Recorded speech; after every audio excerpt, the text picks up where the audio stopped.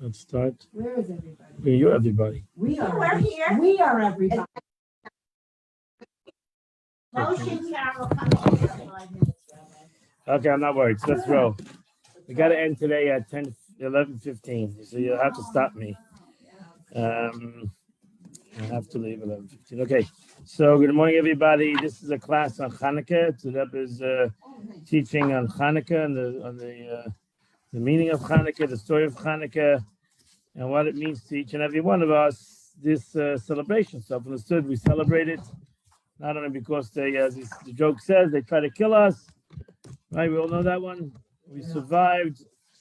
Let's go eat. So, besides that, there has to be some a deeper aspect in it. Okay, let's start.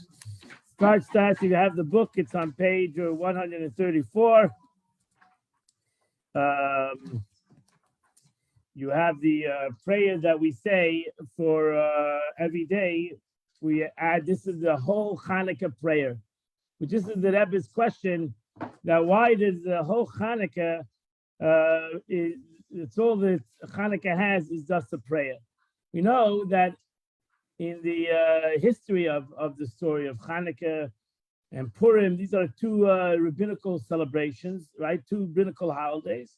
We know we have Torah holidays, Rosh Hashanah, Yom Kippur, Pesach, Shavuos, Sukkot, and then we have rabbinical holidays of Chanukah and Purim. In the yearly calendar, Chanukah comes out in Kislev. Starts on the 25th day of Kislev, and Purim is in Adar time. This year is a double Adar, so it's in the second Adar. But in history, actually, Purim happened before Chanukah. Purim had to happen in 357 BCE, and Chanukah happened actually 161 BCE.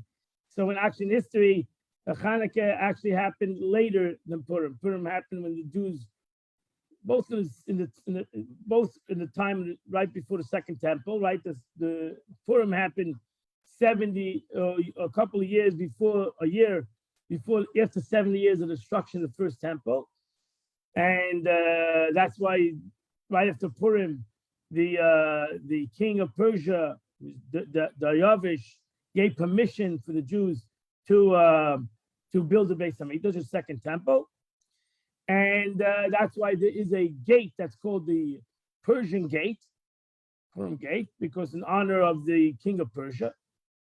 Later on, you're talking about over 100 years later, 200 years later, in the year 161 BCE, because the temple was destroyed in 70 CE. Second temple, we're all in the second temple right now. So the second temple, 70 CE, was the temple destroyed. So this was, and the temple stood for 410 years. So it's in the second. It's the Purim Chanukah happened at the latter part of the second temple. So like 200 years before the destruction of the second temple. Whatever, take a couple of years more. Whatever. So the Chanukah actually happened after Purim in history. The Chachamim, the sages, established both of these holidays, not written in the Torah. The sages established these two miracles: the miracle of the celebration of Purim and the celebration of Chanukah, two rabbinical holidays. And if you look at the first two lines in the prayer, you say Alanissim in your Siddur, you say it Alanissim, this prayer every day on page 134. Is a prayer that we say Shachas, Mincha, and Ma'ariv. We say this during Shemoneh Esrei. We say this if you eat bread, when you make grace after meal, you add this prayer. And if you look at the prayer in the Siddur, you'll see that the first two lines, which are the only two lines I'm going to tell you right now. I'm going to say these first two lines are for both Chanukah and Purim. Alanissim Why this prayer? Ala nisim, vala purkon, vala chuais, vala neflois, asisa laveseina bayom mehem bizman hazeh. Right? Ala nisim, which means on the miracles, for the miracles, vala chuais, for the redemptions, vala neflois, and for the wonders that you did to our fathers in those days and in these days. Bayom mehem bizman hazeh. So, first of all, it's interesting that it mentions the wonders and miracles that happened in the past and that happened today, Bisman Hazeh, in these days. It's interesting in English, it doesn't translate for some reason the first two lines, but it starts from the second line, but maybe not to show. So if you say those two lines, then you say the story that happened in Chanukah. On Purim, you say what happened on Purim. That's it's divided. You know, if you have a siddur, you see it's divided. You can see the divided line over there. And there's a prayer that we say for Chanukah, and there's a prayer that we say for Purim on it. But what's interesting, if you take these two holidays, two rabbinical holidays, the holiday of Chanukah and the holiday of Purim, is seemingly two miracles that Haman wanted to destroy the Jewish people. And the same thing happened by the Syrian Greeks. The time that Israel was under the Greeks, the Syrian Greeks. And if you know, after the death of Alexander, the Greeks divided into 4 or 5 different domains, provinces, whatever they're called, countries. And the Jews were under the Syrian Greeks. There were Syrian Greeks. There were. It's a different destruction. What? It's a different destruction. One is physical and one is religious. Yeah, but no, ultimately, the Syrians the Jews wouldn't give up the religion. They killed them also. They killed them also. Ultimately, that's the way it goes. You're right. Haman didn't care about Torah and mitzvahs. They didn't care about it. He wanted to kill all Jews, like Hitler. And Greek really wanted the Jews to give up to Judaism. And if they would have done that, they would have lived happily ever after. But it didn't work the way, and they ultimately went to kill the Jews. So the events ultimately led to having a war, to the Jews standing up and having a war against the Greeks. So what's interesting is, if you take these two holidays, we find something very different between these two holidays. And that is that the holiday of Chanukah, we don't read a Megillah on Chanukah. There's no like prayer besides this prayer that's in front of you. There's no like lying a Megillah. There's no like reading of prayers on Chanukah, which is interesting. We find on Purim, which also been a called Megillah Esther. We have to read a Megillah. It's a 45-minute process to read the Megillah. It's a mitzvah. What's also interesting is on Purim, we find to read a Megillah in the daytime and at nighttime. So even this prayer, he's really only obligated to say it in the daytime, when there's an obligation to say Shachas and Mincha, but it's not per se an obligation to say it at nighttime, because it's not obligation to pray at nighttime. Total obligation. Ma'ariv is a prayer that Jews took it upon themselves to daven Ma'ariv, but it's not an obligation to pray Ma'ariv. And therefore, if you didn't say this at nighttime, you would either after you would have been fine too. If you didn't say it in the grace after meal, also it would have been fine too. So we find that this whole prayer is only in the daytime. That's the whole celebration. We took a Chanukah and we turned it into one thing, and that is lighting candles.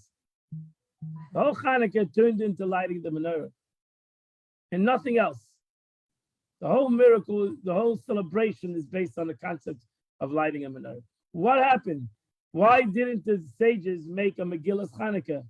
Why, just like they made a Megillas Esther, which we read every year, twice during Purim, why didn't they do the same thing on Chanukah? Why wasn't there a concept of Chanukah? You see, even when we go to Torah obligation of Pesach, you have also Haggadah. They wrote a whole Haggadah, right? They got a lot of reading. Shavuos is reading the Torah. Sukkot is also reading the Torah. This is a holiday based only on the concept of lighting a menorah. Why is it different? Why do we find this difference? Now we find many differences in different holidays. And you always can ask the question, what's different? Manashtan alayla zeh, what is different this night than every other night? So it can be asked on anything, but the Rebbe wants to accentuate a concept over here, and self-understood, something that we can all learn from, something that it wants to bring out something beautiful in this aspect, the way to look at Chanukah, the way to express Chanukah. And therefore, you go to text number 3. It says, the Maimonides says, the mitzvah of kindling Chanukah lamps is very dear. One should be very careful in the observance to publicize the miracle and thus increase our praise of God and our gratitude for the miracle that He performed for us.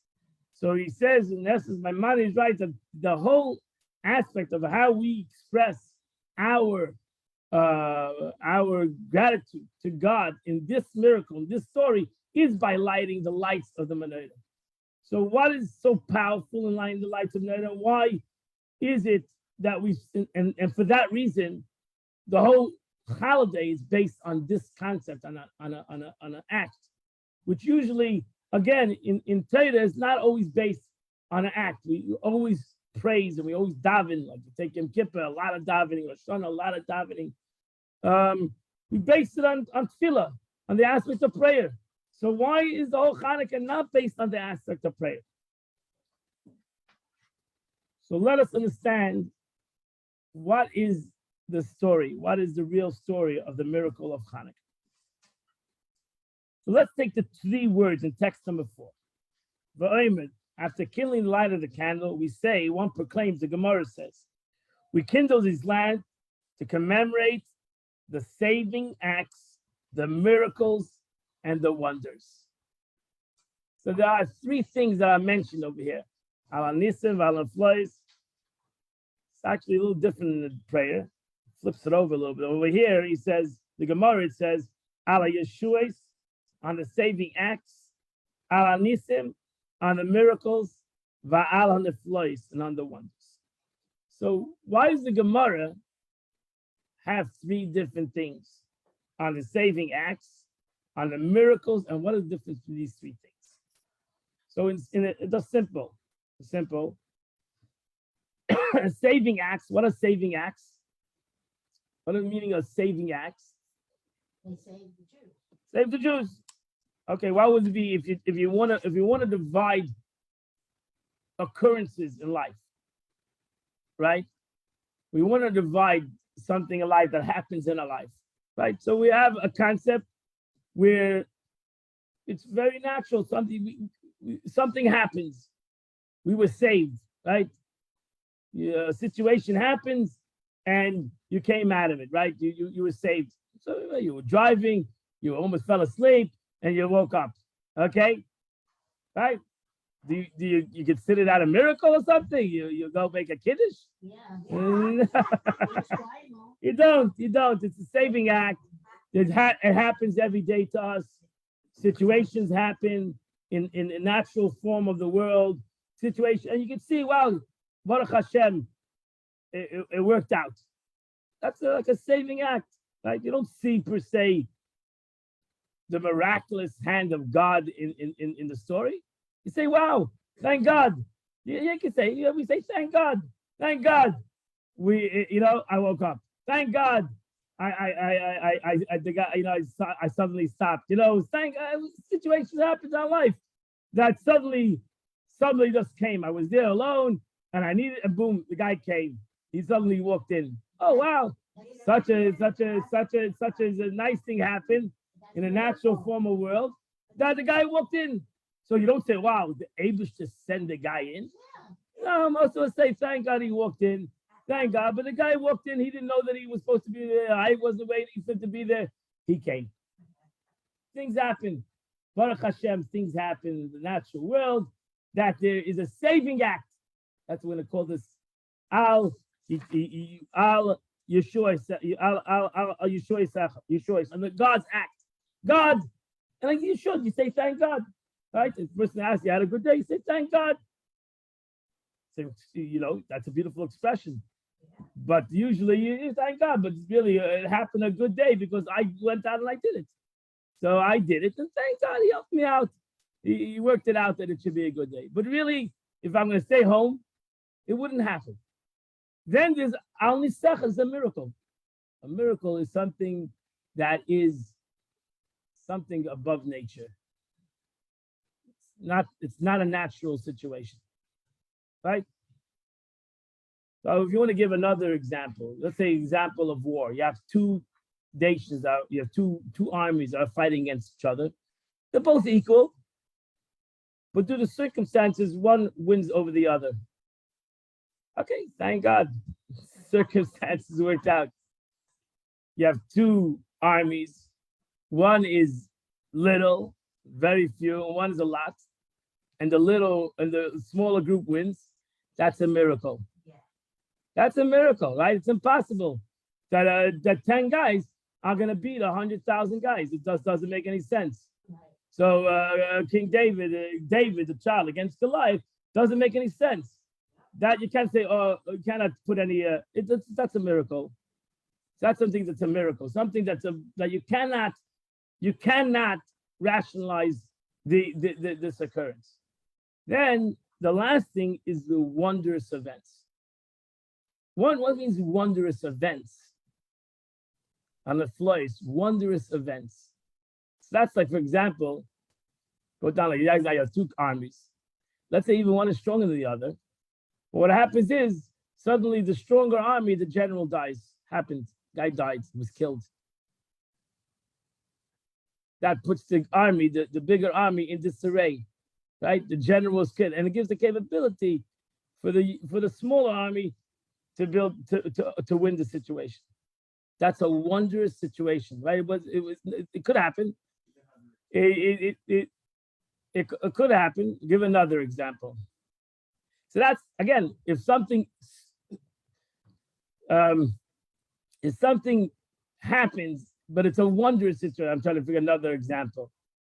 He'll give you an example in Chanukah. We'll get to those examples. You asked me for one example in a physical reality. I mean, right now reality. I'm giving you examples of Chanukah, but so if a wondrous thing happens to you, a situation where I'll tell you what situation that happened to me. Actually, it was my father and myself on Purim walking at night to dropped off in the middle of on Utica Avenue. And this big guy started coming across the street, and suddenly a car zoomed in between us. It's a wondrous act. So it's a Meshuggah act, right? So you say, wow, this is like a wondrous situation. But it's still, like I was there, you can still say that, you can still say that the right time, the right place. Even though this was, mamish, in my eyes, a wondrous situation. But it was not like a miracle, something like a car fell from heaven. That would be a miracle, right? If suddenly a malach revealed himself and it came between us, now we got a miracle, right? Well, let's see what happens. The guy's coming across the street and he has a heart attack. That's a wondrous situation, right? He was going to have a heart attack, man. It happened then. That's a wondrous situation. That would be a wonder situation. And we all have it. Listen, I think we all, so if you want to divide it into,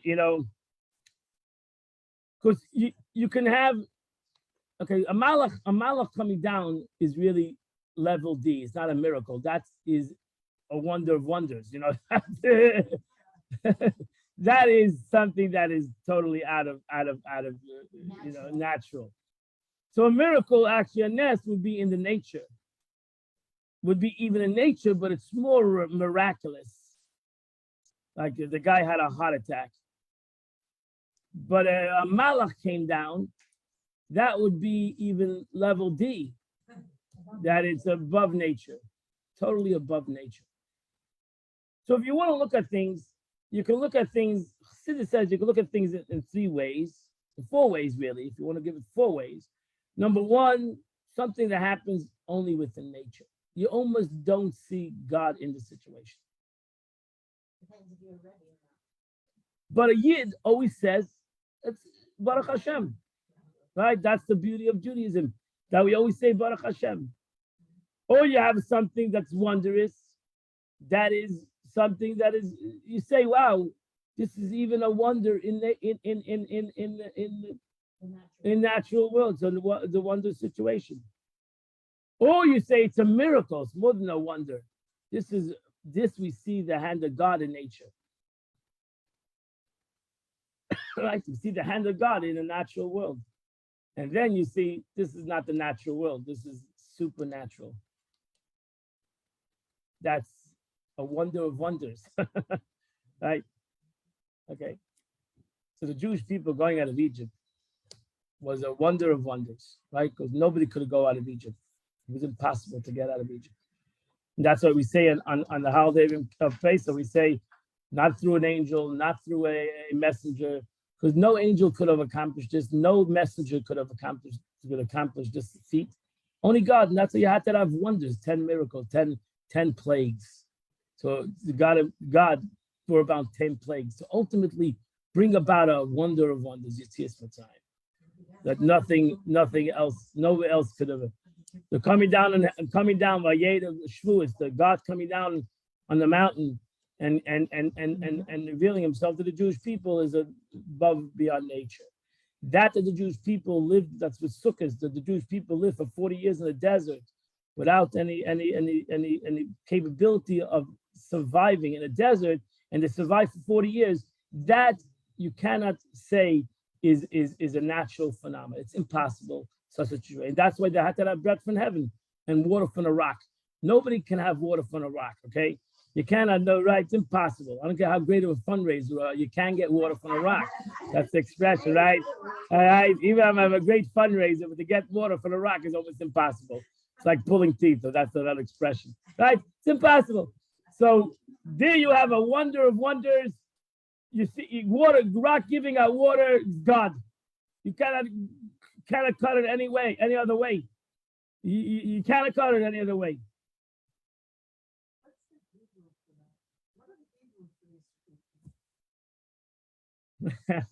So the three basic is ala nisim, ala chuis, ala neflois.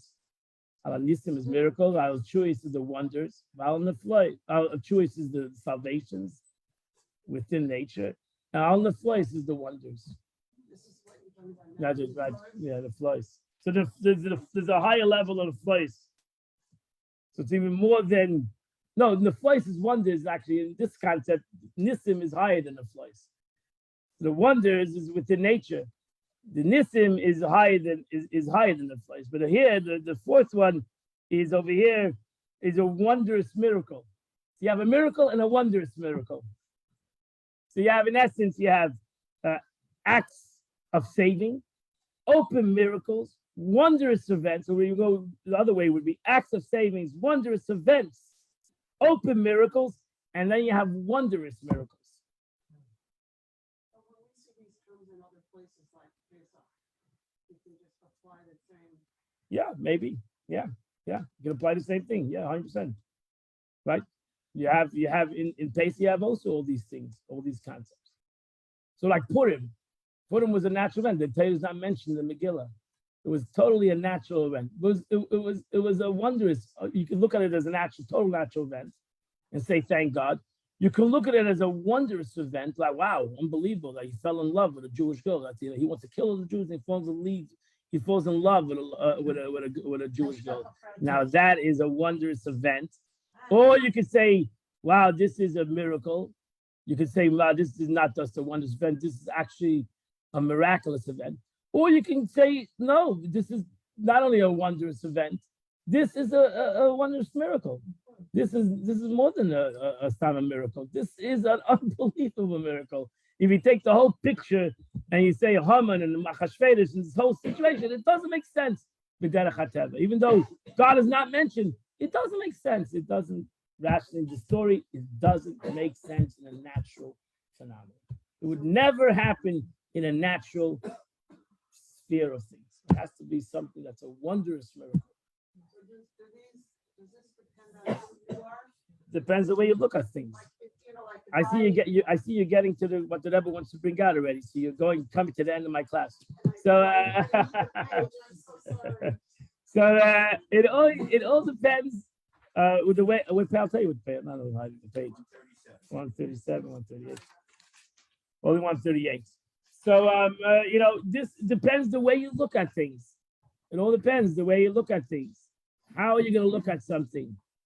How are you going to look at the holiday of Pesach? How are you going to look at the holiday of Sukkot? How are you going to look at the holiday of Shavuos? You're going to look at it in a natural way and say, thank God. Everything's supposed to say thank God. Or you're going to look at it as a wondrous day. Or you're going to look at it as a miraculous day. Or you're going to look at it as a wondrous, miraculous day.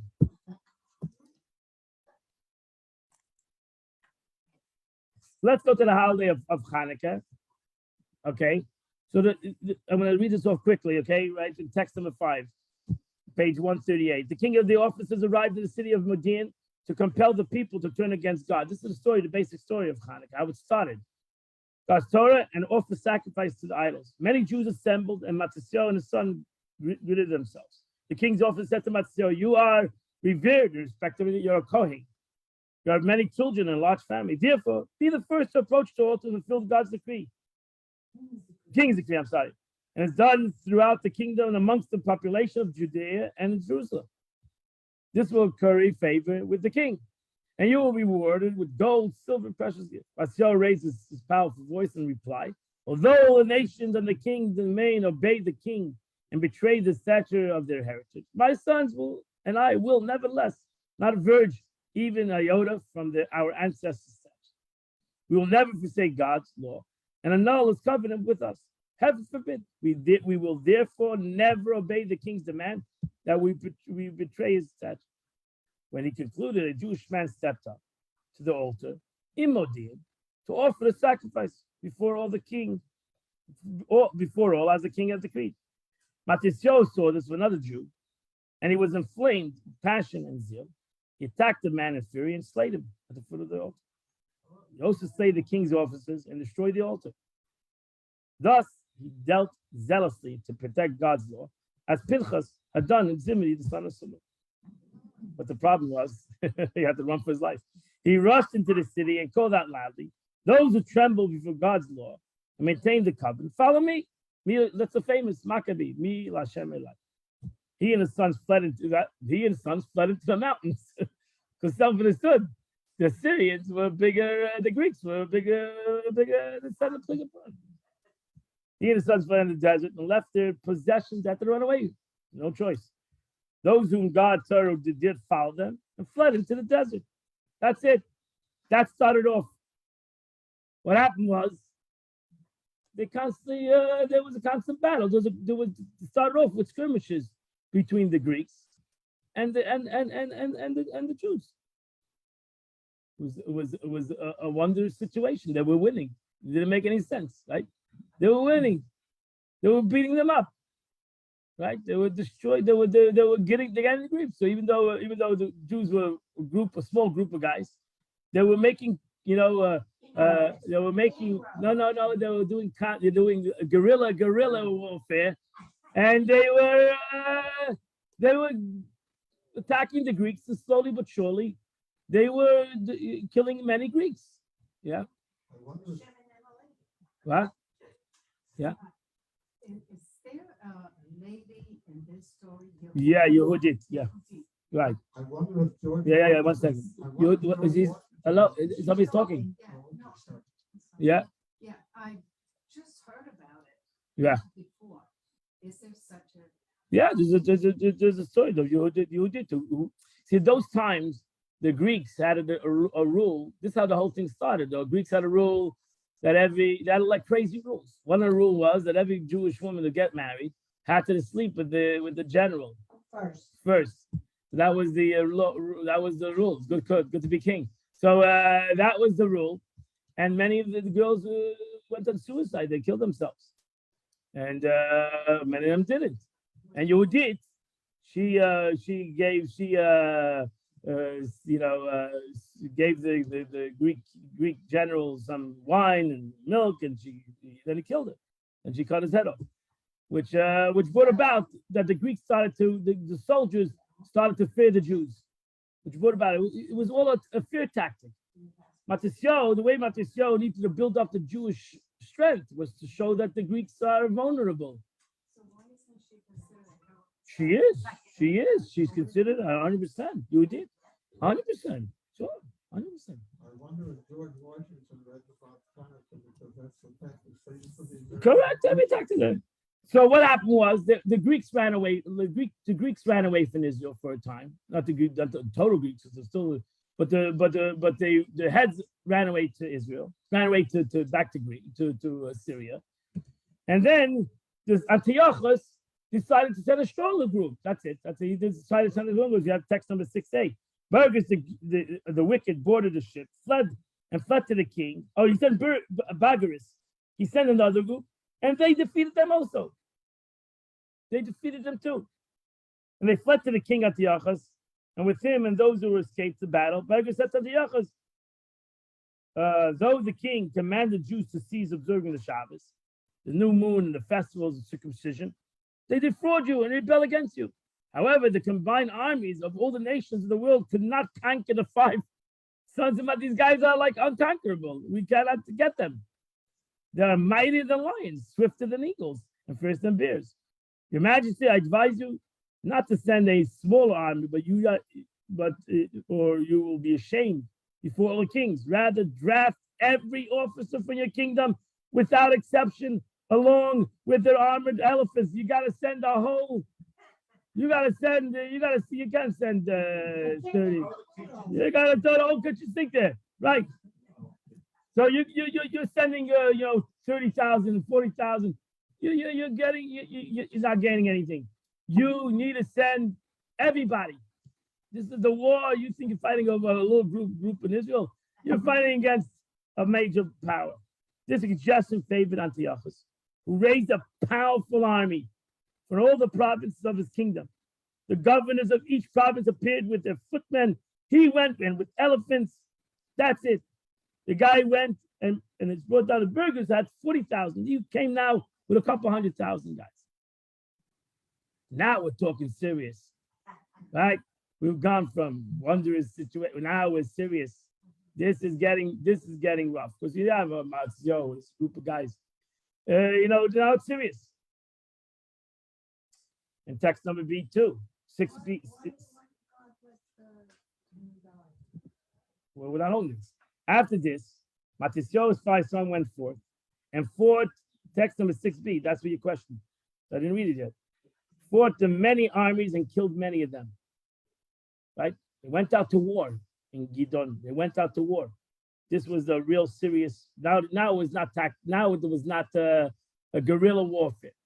Now we had a situation that a humongous army came, and they all came to one place and they had a war. And that was a meshugana thing to do. What the Jews did at that time, but that war, that was supernatural. It was crazy. It was a wondrous situation. It was a miracle that they won this war. Because actually, Yehuda was killed, the head guy was killed in this war. When they saw that their brothers had been killed, the brothers returned. They said, "Forget it. If Yehuda is killed, we're giving up the war." Right? Because it was a battle. What do you mean? Why is it killed? Some people got killed in a battle, right? So that's why Hashem number 555-1212. So they wanted to challenge the Jews, see what would happen. So they ran back to Matisyahu. They said, "Why did you return?" He said, "Our brother, our collective equal, is killed." That's like one of the greatest things that when the miracle Moses went out to war, it says nobody ever died in the war. That's a miracle. Okay, that doesn't you have a war, a normal war. You look here how people are going to die on both sides. That's the way wars are. Moses was at the war, nobody died. That doesn't make any sense. That's not the right natural way. That's a miracle. That you have to say is a miracle, right? So you have a war where one place a majority died, a lot of places less died. She said, okay, you know what? Thank God. I thank God. But it's not a miracle because everybody's going to be death in war. Both sides are going to have death in war. When you go out to war, and 100,000 people die on one side, and now one person dies on the other side, we're not talking about war that's done through pushing buttons, face-to-face combat, which they used to have in those days. That doesn't make any sense. I'll give you another example. Okay? Joshua, the war of Jericho, right? That was not a war. He marched around the city, and the whole thing collapsed. Okay? Halavai, all wars were done that way. That's a miracle. That's an open miracle. But still, you had to do something about it. So it was still something that was connected to them. But that's a miracle. You can't say, oh, Joshua surrounding around the wall and the wall falls down. Oh, that usually happens when you go out to war. You march around the city and the wall falls down. It happens 9 out of 10 times. That doesn't happen. Happened once and never happened again. Okay, so that. Where would you put the 6-day one? Okay, what? Where would you Again, I put the 6-day war as a miracle. Okay, but some people might say, "Oh, well, thank God we had a good army. Thank God we have great generals. Thank God we have great tacticians. Great ways of winning wars." Everything can be packaged in any way you want to see it. Okay, but it's a miracle. You have 5 armies going against 1 army. It's a miracle. Doesn't make sense. But let me just finish over here. Let's finish. So Matisyahu replied, "I will go with you and fight the enemy, lest the house of Israel perish when they perceive the alarm over your brother's death." Matisyahu went out and was just an old man. He was not fighting the wars. His sons were fighting the war and fought alongside his sons. The heavenly God delivered the enemy mighty waters to them. Too many were slain. Of the sword-wielding warriors, archers, and officers and deputies, none remained. The surviving remnants fell into the distant land. So that's a miracle. That's a miracle. That's a miracle. That you had a small group of people, not a guerrilla war, fighting an open war, and they win a war. That's a miracle. That's a 6-day war. It's a miracle.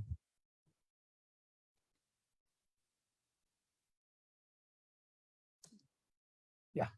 Do you think that we're more challenged with seeing things this way in these times? Like when the Scots came, some people said, or the 6-day war. Is it something that's a bigger challenge now than it used to be? It's always a challenge. It's always a challenge. It's always a challenge because the Exodus, waiting, they saw miracles in the desert, they challenged God. It's always a challenge because it's always going to be, you're going to say, you know what? It's not so great. That was Amalek. Amalek came and said, the Jews are not so great. The Amalek is within us. We always cool everything down. So it's a miracle. It's not such a miracle. Relax. It happened to somebody else too. Right? That's a joke. The guy who's looking for the parking place, he's begging God, says, please do a miracle. And suddenly he sees it open, he says, God, I found it. I don't need a miracle. It's right there. I don't need a miracle. It's right there. Right? So that's human nature. We always try to find the human side in everything. Right? Because our minds, for some reason, doesn't want to allow us to say, God's involved in it. Because that takes away something from us. If we say, God, thank you, God. Or suddenly, I've lost myself, by doing that. So let's go to the wonder. Now we go higher in Chanukah, right? Because what happened was, when the Syrian Greeks entered into the sanctuary, they defiled all the oil in the sanctuary. That's the story. That's how we come to our story of lighting the menorah, right? So when the Hashmonaim surged and defeated them, they searched and they found only one curse of oil, with undisturbed seal of the high priest. Wow, it's a wondrous situation, right? Wow, everything is destroyed. They find one bottle. Okay, so you see, maybe the guy left one bottle. What's the big deal, right? So they miss the bottle. What's gonna happen? Why are you making a big deal of something? So they missed the bottle. Thank God they missed the bottle. Why, you want them to get every bottle with a small little bottle?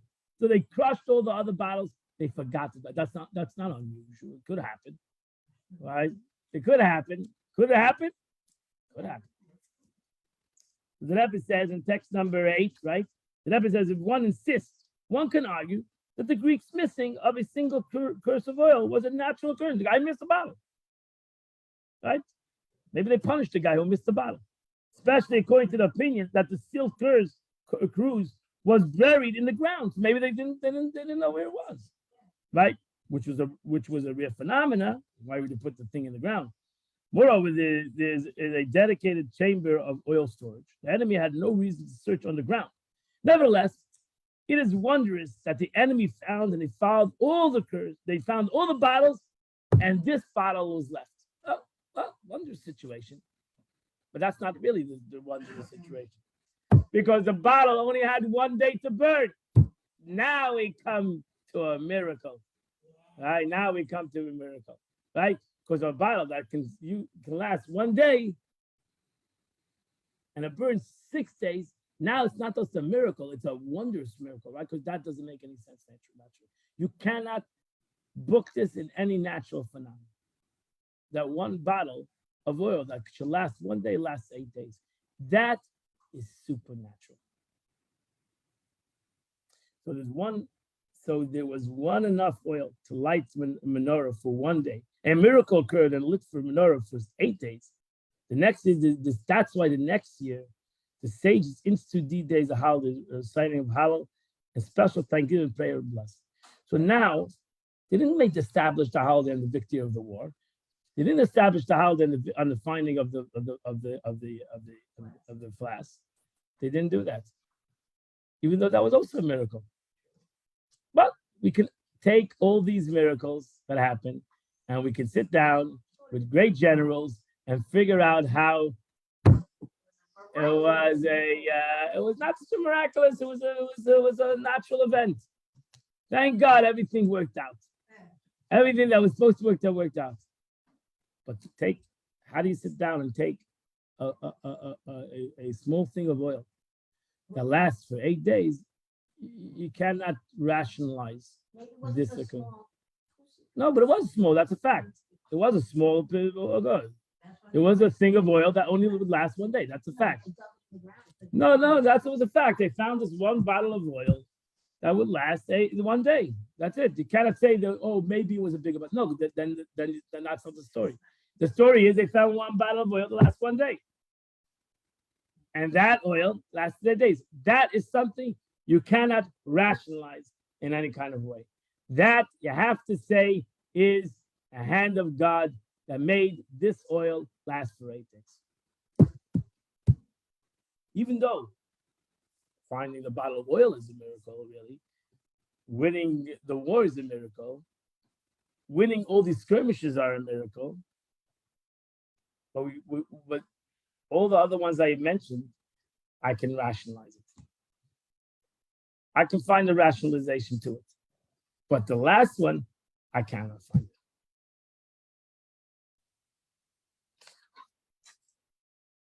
So therefore, the Rebbe comes and says,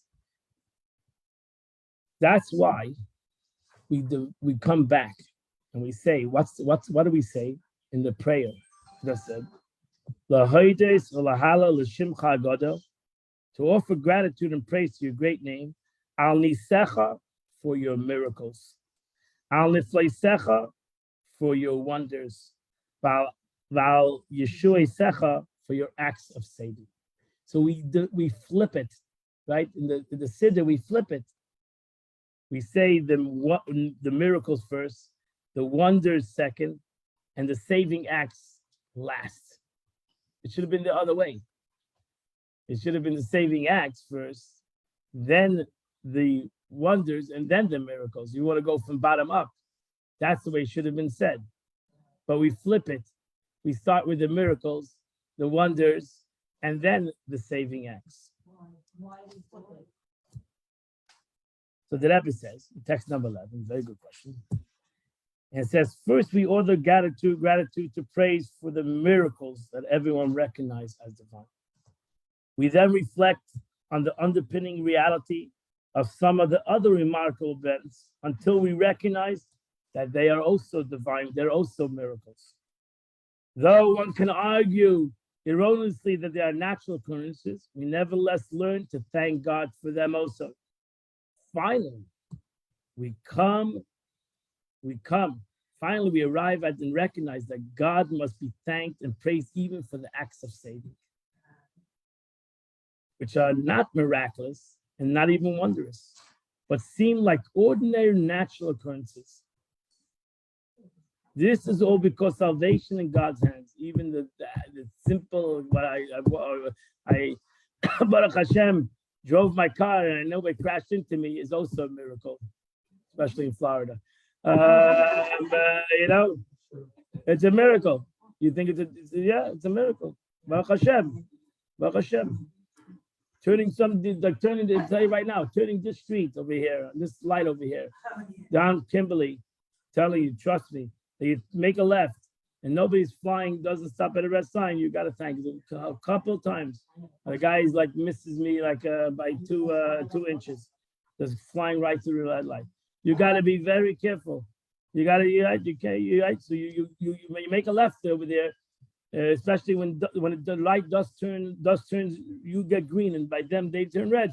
You better stop for a second and make sure that they're stopping. No, don't joke, because they don't. People just fly through the red light, and happened a couple of times to me, especially at night.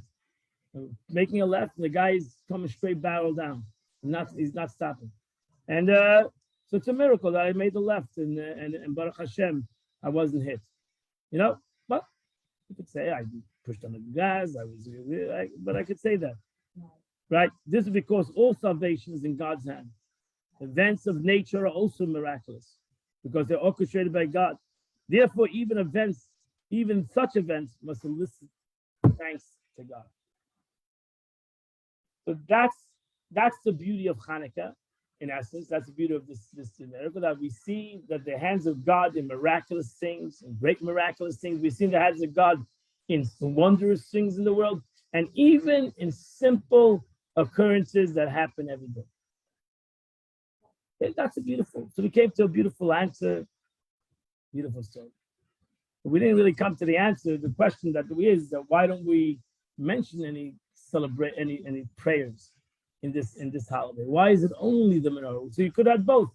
You could have the menorah and have a Megillas Esther. You might have Megillas Atiyachas, Megillas Chashmonaim, whatever you want to call it. Yeah. We'll make a Megillah. The rabbis could have made a whole Megillah and would read it every night of Hanukkah. So the Rebbe says, to answer this question, the Rebbe says, you'll understand this. This is what we mentioned a couple of times. It's an interesting thing in Chassidus. Whatever is higher comes down lower. Whatever is higher comes down lower. Right? So something that is higher, something that is, most of us think that spirituality only is revealed in a spiritual concept.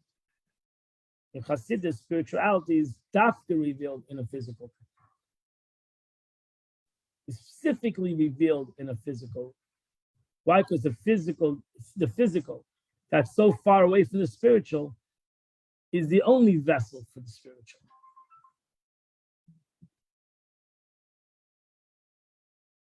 Why? Because again, something that's higher is the only thing that can come down to something that is lower. So, we just mentioned in Tanya today, you have Memalik Kalams, light that comes in vessels, and then you have Sefer Kalam, a light that's above vessels. What means a light that comes in vessels? Light that comes in vessels means that the light fits the vessel, and the vessel fits the light. Encompassing light is a light that the vessel, that in essence the vessel and the light do not per se fit each other, but nevertheless, because this light is so high, it has the capability of coming into this vessel. into the vessel. No, it's into the vessel. We call it surrounding because it's not a light that fits a vessel per se. It's such an encompassing light that it's a light that has the capability of coming into a vessel that doesn't fit it.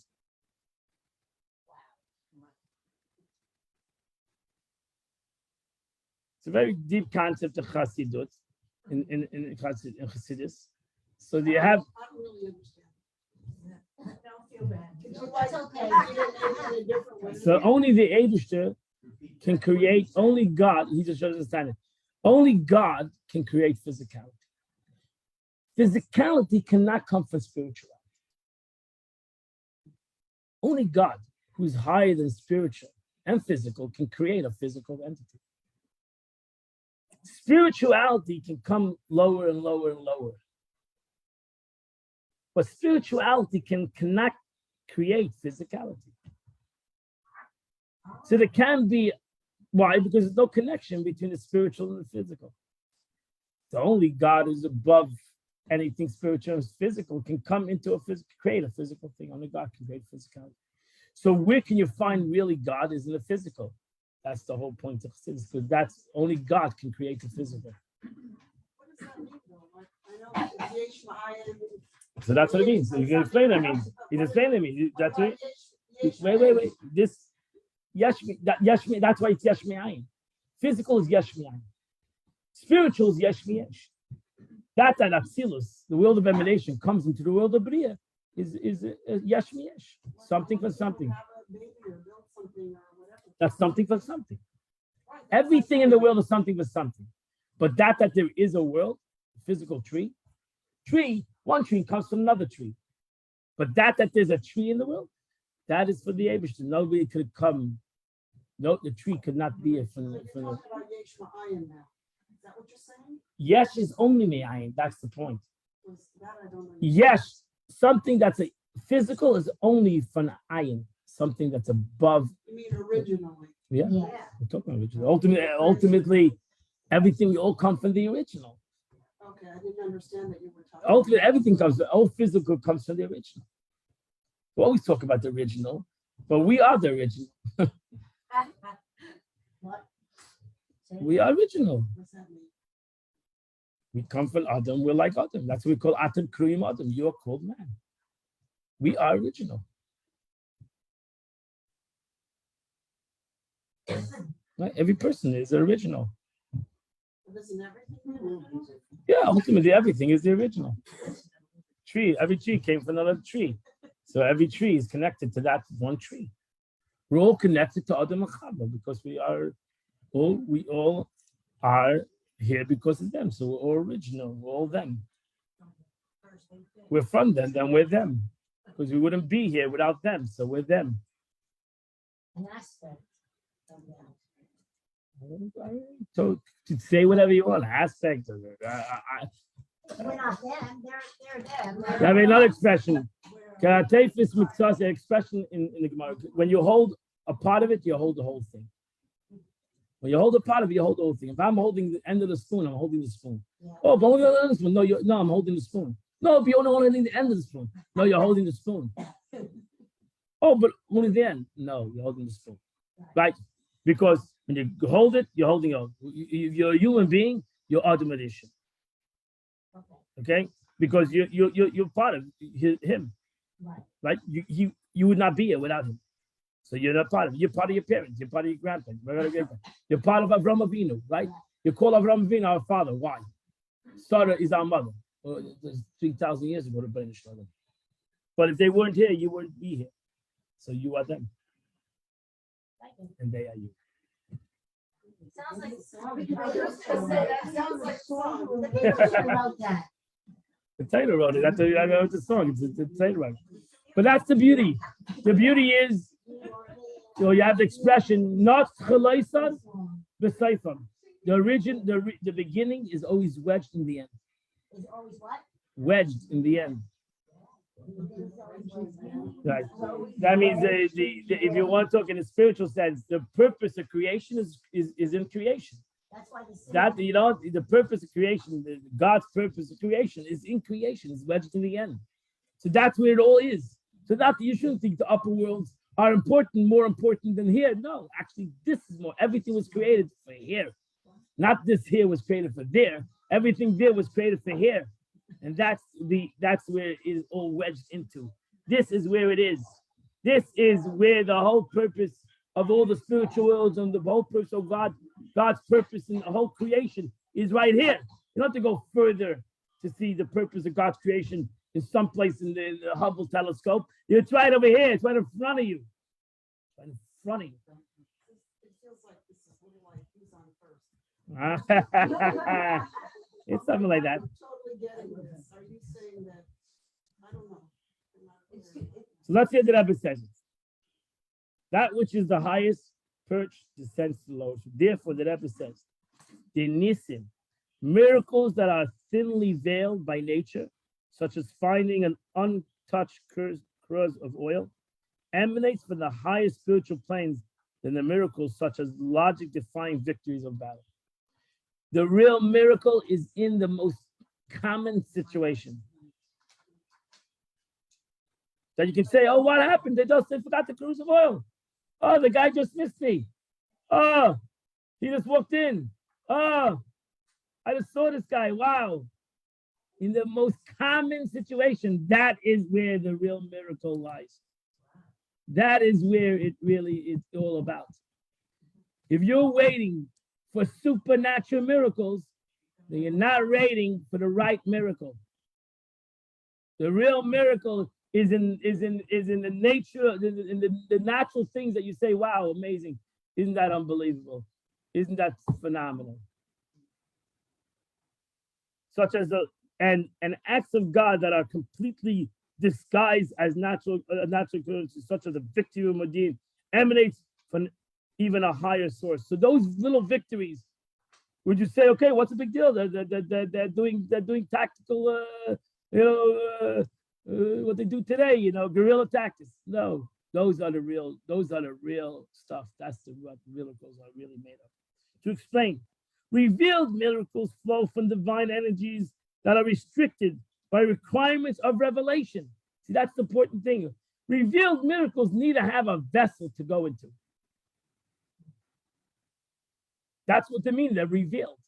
So they're revealed as something unable to operate in disguise. These miracles must be visible to all. That is, wow, it's a miracle, right? Doesn't make sense. Doesn't fit in this is a miracle. This is an unbelievable situation. It's not natural. Miracles that are thinly veiled by nature flow from divine energy that transcend this requirement. It could be veiled. The miracle could be veiled. A miracle that could be veiled is a greater miracle.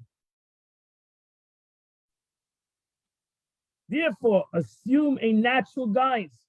Nevertheless, the fact that the veil is weak and those who observe it can peer through it and marvel over their supernatural quality demonstrate that these energies also belong to the categories of the revealed.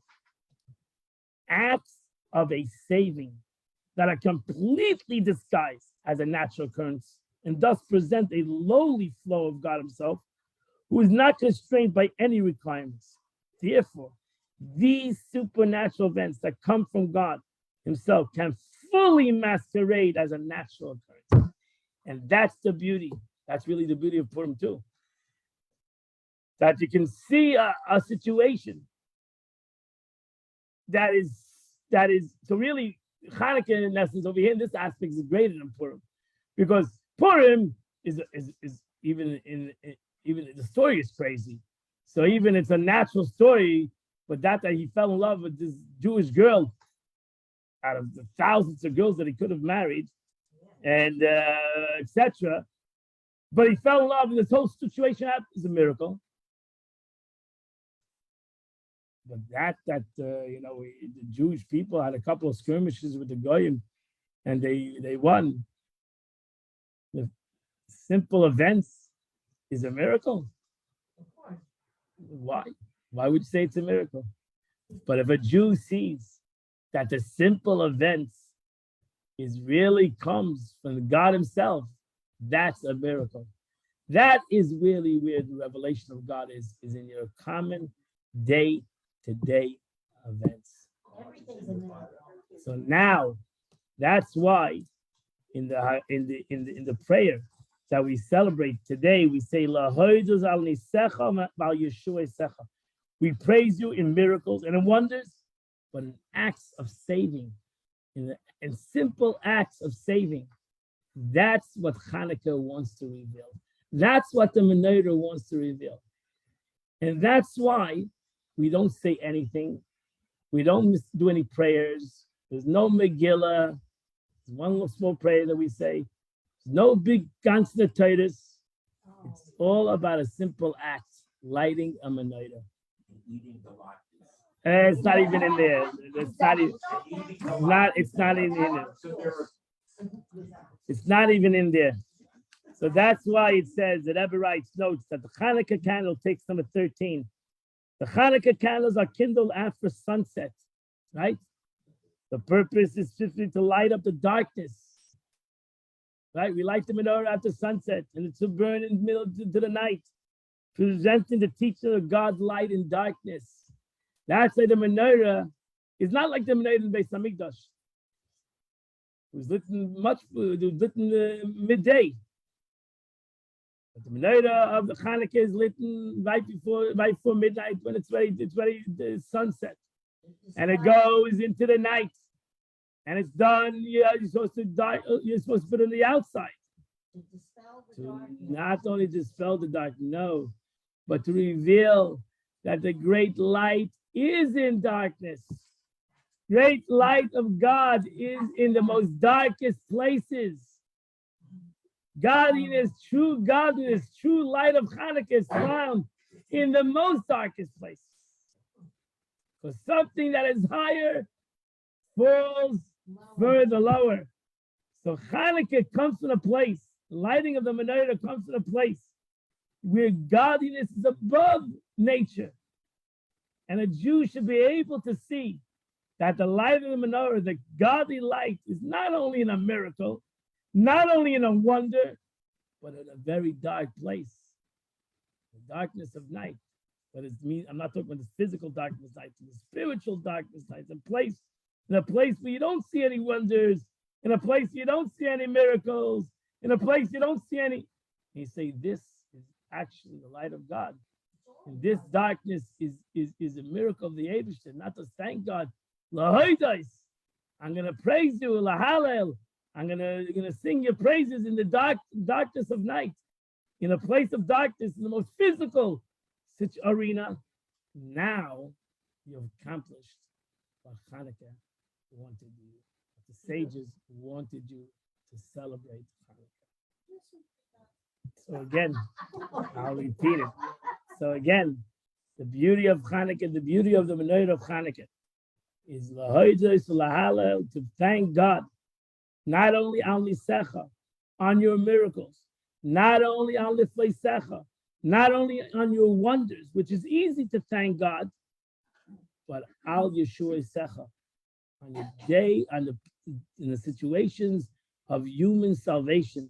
Baruch Hashem, I made it through the day.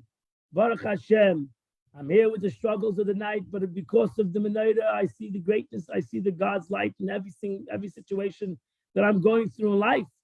That is what the menorah wants to tell you.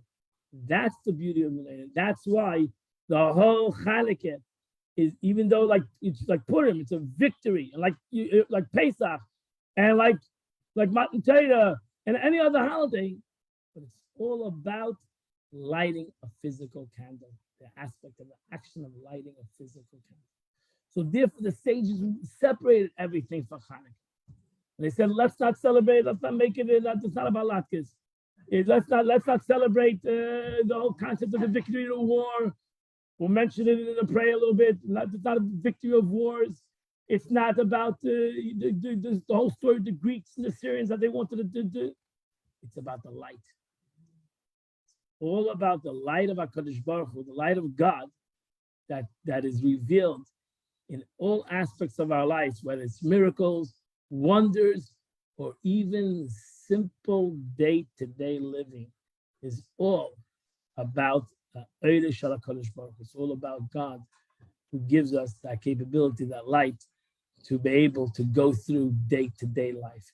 And that's the beauty of Chanukah. I wish you all a wonderful and beautiful, happy day. We ended on time, and that's amazing. That is a miracle. Thank you. God bless you all. Have a happy Hanukkah. And that's what the Frierdiker Rebbe meant, to look at the candles. Look at the candles, what the candles tell you when you light the menorah. Don't run away from the candles. Look at the candles, what they mean to you. Have a wonderful, beautiful Hanukkah, everybody. See you on Hanukkah. Hopefully, have a good Shabbos.